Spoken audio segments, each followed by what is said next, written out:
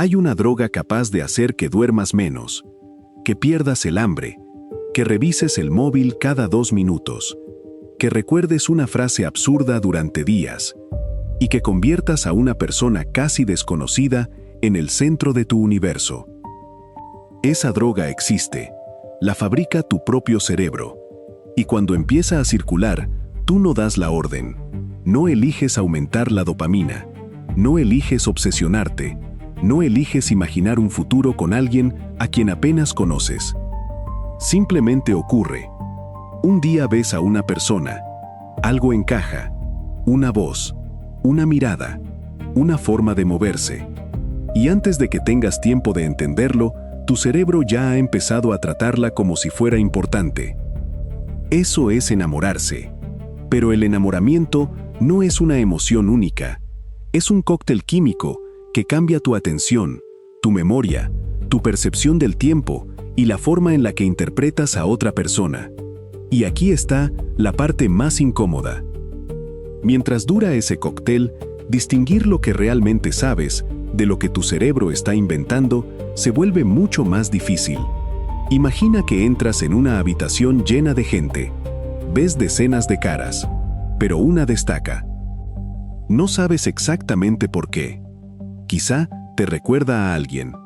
Quizá su voz coincide con algo que tu cerebro aprendió a considerar atractivo.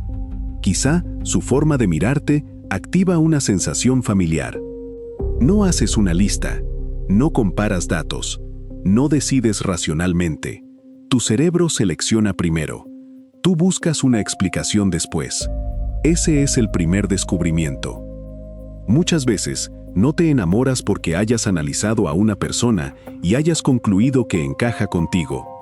Te enamoras porque algo dentro de ti la marca como especial. Y después, construyes una historia que justifique esa elección. Aquí entra la atención selectiva.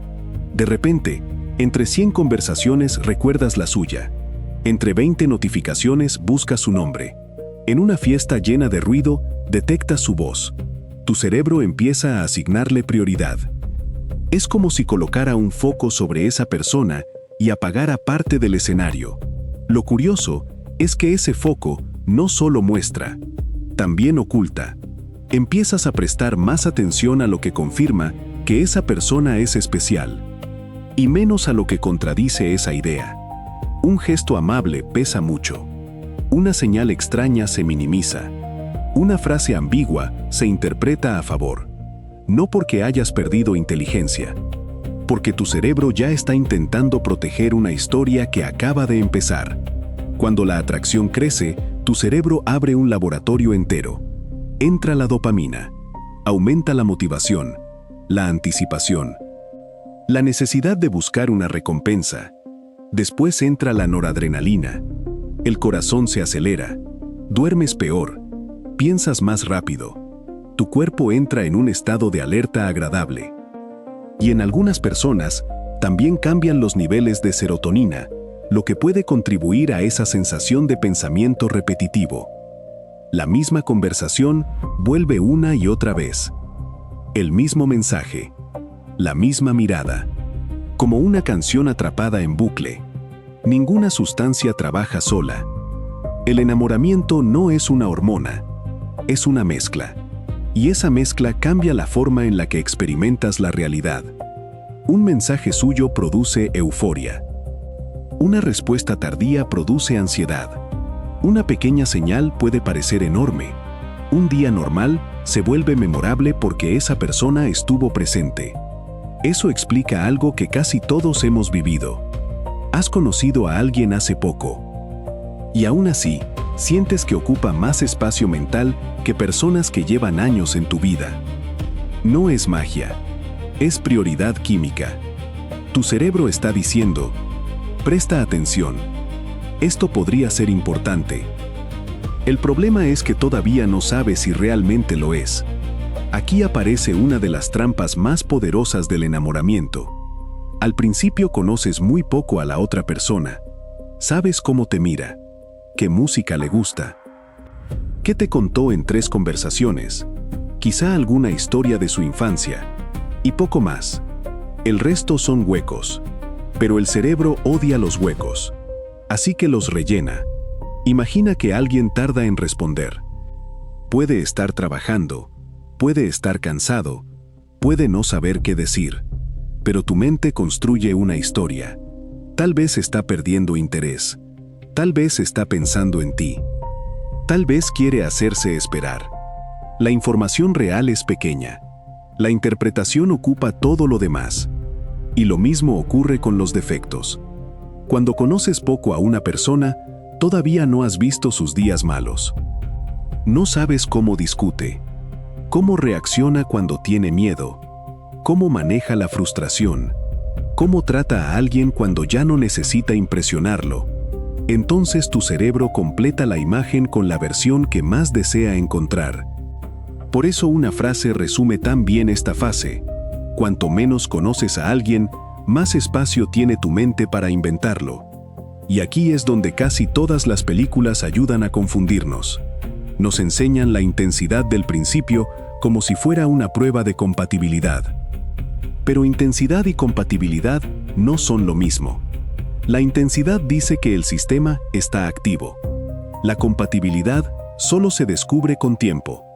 Si te interesa entender por qué tu cerebro puede alterar tu percepción sin pedirte permiso, suscríbete y activa la campanita. Y todavía falta la parte más extraña. Porque el cerebro no solo cambia cómo ves a esa persona, también empieza a construir un futuro con ella. Lleváis 2 semanas hablando. Y de repente, imaginas un viaje, una casa, una conversación dentro de 5 años. Incluso cómo sería despertarte a su lado todos los días. Nada de eso ha ocurrido. Pero emocionalmente ya empieza a sentirse real. Tu cerebro ensaya futuros posibles. Los simula, los prueba. Y cuanto más repites una escena imaginada, más familiar se vuelve. El yo empieza a convertirse en nosotros. Sus problemas te afectan. Sus éxitos te emocionan. Empiezas a tomar decisiones pensando en 2. Tus planes cambian. Tu identidad empieza a hacerle sitio. No es solo que pienses mucho en esa persona, es que poco a poco la incorporas dentro de la forma en la que te entiendes a ti mismo. Y cuando alguien entra en tu identidad, deja de ser una presencia externa. Se convierte en parte de tu mapa mental. Ahora viene un mecanismo que puede explicar por qué algunas historias nos atrapan más que otras. La recompensa variable. Imagina una máquina que siempre entrega el mismo premio. Al principio interesa, después deja de sorprender. Ahora imagina otra máquina que a veces da premio y a veces no. Nunca sabes cuándo llegará. Esa incertidumbre mantiene la atención. Con algunas personas ocurre algo parecido. Un día responden rápido, otro día desaparecen, una vez muestran interés, después se vuelven frías. Y justo cuando decides alejarte, vuelven. Ese patrón puede ser mucho más absorbente que una atención constante. No porque la persona sea mejor, porque el cerebro sigue esperando la próxima recompensa. Cada mensaje se convierte en una posibilidad. Cada silencio en una pregunta. Y la pregunta mantiene activo el sistema. Aquí está la trampa. A veces confundimos incertidumbre con química, ansiedad con intensidad y dificultad con valor. Cuanto más imprevisible es la recompensa, más esfuerzo puede invertir el cerebro en perseguirla. Por eso algunas relaciones inestables se sienten imposibles de abandonar, incluso cuando apenas ofrecen bienestar. El cóctel químico no solo responde al placer, también responde a la expectativa. Cuando estás enamorado, el reloj parece funcionar mal.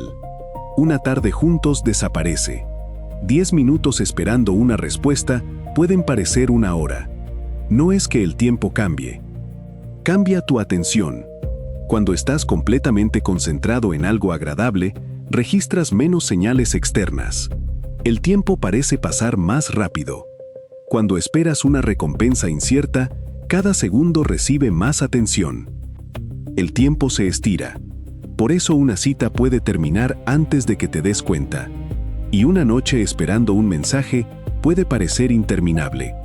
El enamoramiento modifica la forma en la que repartes tu atención. Y la atención modifica la experiencia del tiempo. También modifica la memoria. Recuerdas detalles pequeños, el color de una prenda, una frase concreta, dónde estabais sentados, qué canción sonaba. Tu cerebro guarda esas escenas con una intensidad especial porque las considera relevantes. No estás recordando mejor todo. Estás recordando mejor lo relacionado con esa persona.